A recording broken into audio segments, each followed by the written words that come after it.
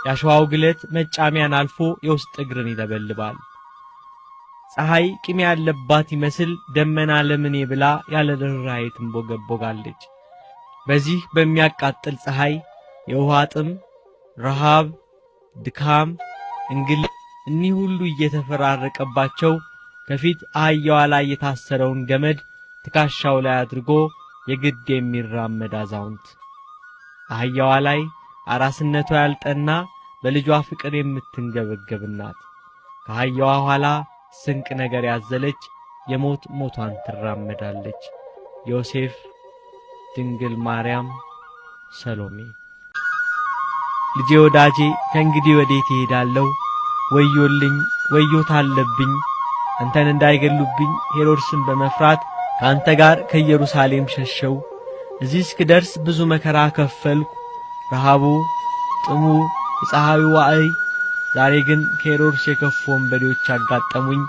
ምነው በሀገሬ በነበርኩ። ዮሴፍን የሚያውቁት ወዳጅ ጎረቤት ዘመድ አዝማዶቼ ባሉበት በቤተልሔም በነበርኩ። እንዳይገሉ ዮሴፍ ይለምናቸው ነበር። ልጄ ወዳጄ የዓይኔ ብርሃን፣ በዚህ ምድር ማንን አውቃለሁ? ወደ ማን እጮኻለሁ? አሁን በራ ውስጥ ነኝ። ብጮህ ባለቅስ ማን ይሰማኛል? ዛሬ ከኔ ጋር ያለቅሱ ዘንድ የሚያውቁኝን ሰዎች፣ ልጆች የወለዱ እናቶች የደረሰብኝን መከራ፣ በልቦናዬ ያደረብኝን ፍርሃት፣ ያገኘኝን ጸዋተ መከራ ያዩ ዘንድ ወዴት አሉ? ልጄ ወዳጄ እስካሁን የከፈልኩትን መከራ የደረሰብኝን ስቃይ ሁሉ እችላለሁ። ነገር ግን እኒህ ሽፍቶች ሲገሉ ባየው ጊዜ ፍጹም ሐዘን እንዳያገኘኝ እንዴት አደርጋለሁ? ልጄ ወዳጄ ዕለት ዕለት የምትነግረኝ የሚያስደስት ነው። የዓይኖቼ ብርሃን፣ የነፍሴና የሥጋዬ ድህነት ሆይ፣ ሴቶች ጡታቸውን ለልጆቻቸው ሲያጠቡ ባየው ጊዜ ምን ላድርግ? ሄሮድስ ከጡታቸው ለይቶ ልጆቻቸውን የገደለባቸው ሴቶች ዛሬ ከኔ ጋር ያለቅሱ ዘንድ ሻለሁ። ክቡራን አባቶቼ ነቢያት ዛሬ ከኔ ጋር ያለቅሱ ዘንድ ወዴት አሉ? ልጄን ለመውለድ ያበሰረኝ ገብርኤል መልአክ በዚህ ቦታ ለቅሶዬን ያይ ዘንድ ከኔ ጋር ቢኖር እወዳለሁ። ከዘመዶቼ ወገን የምትሆን ኤልሳቤጥ ልጇም ዮሐንስም የልቦናዬን ሐዘን ያዩ ዘንድ ከኔ ጋር ሊሆኑ እወዳለሁ። ልጇን ወደ ደረቷ አስጠግታ ፊቷን በፊቱ ላይ አድርጋ የመረረ ልቅሶ አለቀሰች። ልጇ ወዳጇ እናቴ ሆይ አታልቅሺ፣ ከዕለተ ዓርብ አስቀድሞ ቀስፈስም አላት።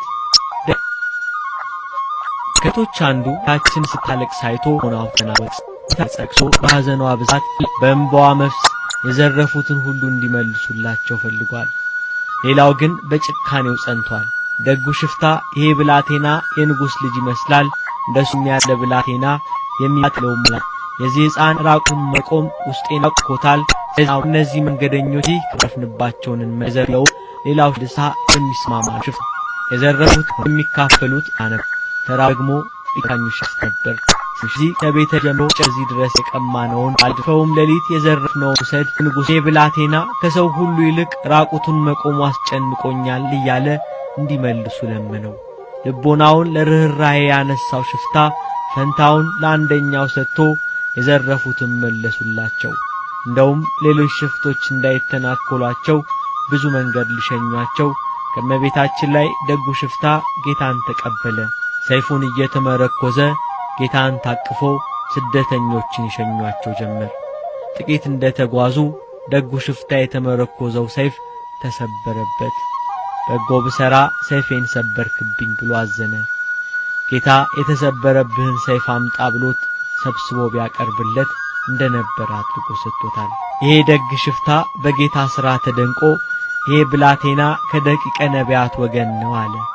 የተናገረውን አላወቀውም። ጌታም አንተ አዳምን ቀድመህ ገነት ትገባለህ አለው። በሁለቱ ንግግር ሊዘብት የፈለገ ክፉ ሽፍታ ከደቂቀ ነቢያት ወገን ቢሆን አይደለም አንተ ወንበዴውን ገነት ትገባለህ ማለቱ ብሎ ተሳለቀ። ጌታ ይህን ደግ ወንበዴ ባረከው። ብዙ መንገድ ከሸኟቸው በኋላ ተለያዩ። ለእናቱ ለእመቤታችን ለድንግል ማርያም ስለነዚህ ሁለት ሽፍቶች ፍጻሜ ነገራት። በኢየሩሳሌም አይሁድ አንዱን በቀኜ አንዱን በግራዬ ይሰቅሏቸዋል። በዕፀ መስቀል ላይ በቀኝ ተሰቅሎ የሚያምንብኝ በልቡ ምሕረት ያለ ቸር የሚሆን ይሄ ሽፍታ የአባቴ ፋንታ ነው፣ ከልጆቹና ከአዳም ቀድሞ ገነት ይገባል አላት። ይሄ ደግ ሽፍታ ግብፃዊ ሲሆን ጥጦስ ይባላል። ጓደኛው ደግሞ ዕብራዊ ነው፣ ስሙ ዳክርስ ይባላል። እኒህ ሁለት ሽፍቶች ጌታ በቀራንዮ አደባባይ ስለኛ ሲል ከወንበዴዎች ጋር ተቆጥሮ በተሰቀለ ጊዜ ጥጦስ ወይንም ፈያታዊ ዘየማን በቀኝ ዳክርስ ወይንም ፈያታዊ ዘጸጋም በግራ ተሰቀሉ። ይሄ የደግነት ሥራው በሽፍትነት ወራቱ ለጌታ ያደረገው በጎ ተግባር ተከትሎት ከጌታ ጋር በተሰቀለ ጊዜ የጌታን አምላክነት ለመግለጽ ተአምራት ሲታይ ፀሐይ ብርሃኗን ስትከለክል፣ ጨረቃ ደም ስትሆን፣ ከዋክብት ሲረግፉ፣ አእባን ሲፈረካከሱ፣ መቃብራት ሲከፈቱ፣ ሙታን ሲነሱ፣ መንጦላይተ ምኵራብ ሲቀደድ፣ እኒህ ሰባቱ ተአምራት ሲደረጉ አይቶ በእርሱ የደረሰው ስቅላት በሥራው እንደሆነ በጌታ የደረሰ ግን ያለ በደሉ እንደሆነ ተረድቶ የጌታን ንጽሕና በገለጸ ጊዜ ዓይኑን ወደ ሰማይ ቢያቀና መድኃኔ ዓለምን በሰማይ በጌትነቱ ተመለከተው። በዚህ ሰዓት ነበር አዳምን ቀድሞ ገነት ሊያገባው የሚያስችል ልመና ያቀረበው። ተዘከረኒ እግዚኦ በውስተ መንግሥትከ፣ አቤቱ በመንግሥት በመጣ ጊዜ አስበኝ። እውነት እልሃለሁ ዛሬ ከኔ ጋር በገነት ትኖራለህ ብሎ ገነት እንዲገባ የደም ማኅተም ሰጠው። አዳምን ቀድሞ ገነት ገባ።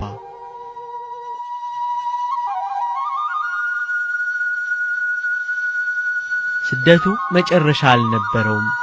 ሌላ ጉዞ ተጀመረ። ድካም፣ እንግልት፣ ስቃይ። ጌታ በፈጣን ደመና ሆኖ ወደ ግብጽ ይወርዳል ብሎ ነቢዩ ኢሳይያስ በትንቢቱ እንደተናገረ ነቢዩም ባቆምም በዚያው መንገድ ኢትዮጵያ መግባታቸውን ተናግሯል። ከጥንት የታሰበ መንገድ አየው፣ ኢትዮጵያና አውራጃዎቿ አይደንግጡ። እመቤታችን በደመና ተጭና ግብጽን አቋርጣ ወደ ኢትዮጵያ መጣች። ኢትዮጵያን ከሰሜን እስከ ደቡብ ከምስራቅ እስከ ምዕራብ ባረከች።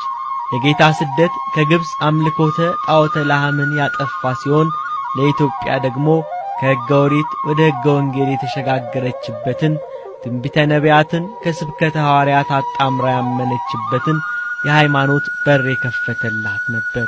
እመቤታችን ቅድስት ድንግል ማርያም ልጇን በቅፏ ይዛ አክሱምን፣ ደብረ ዳሞን፣ ዋልድባን፣ ጣናን፣ ሳህለ ማርያምን፣ ምሁር ኢየሱስን፣ ሌሎችንም ቦታዎች ቀድሳለች።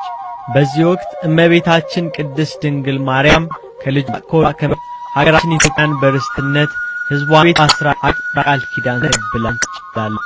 ሀገራችን ኢትዮጵያ የእናታችን የቅድስት ድንግል ማርያም ሀገር ናት።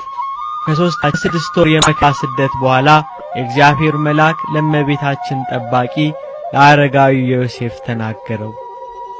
የሕፃኑን ነፍስ የሚሹት ሞተዋልና ሕፃኑንና እናቱን ይዘህ ወደ ኢየሩሳሌም ተመለስ። አሁን መከራ ስደቱ ይበቃታል፣ ትመለስ። ወደ አባቷ ወደ ዳዊት ቤት ትመለስ። ስቃይ፣ እንግልቱ፣ ረሃብ፣ ጥሙ ሁሉ ይበቃል። ወደ አባቷ ወደ ዳዊት ሀገር ትመለስ። ተመለሺ ተመለሺ ተመለሺ፣ ሱላማጢስ ተመለሺ። የልጅሽን ነፍስ የሻቱ ጠላቶቹ ስለሞቱ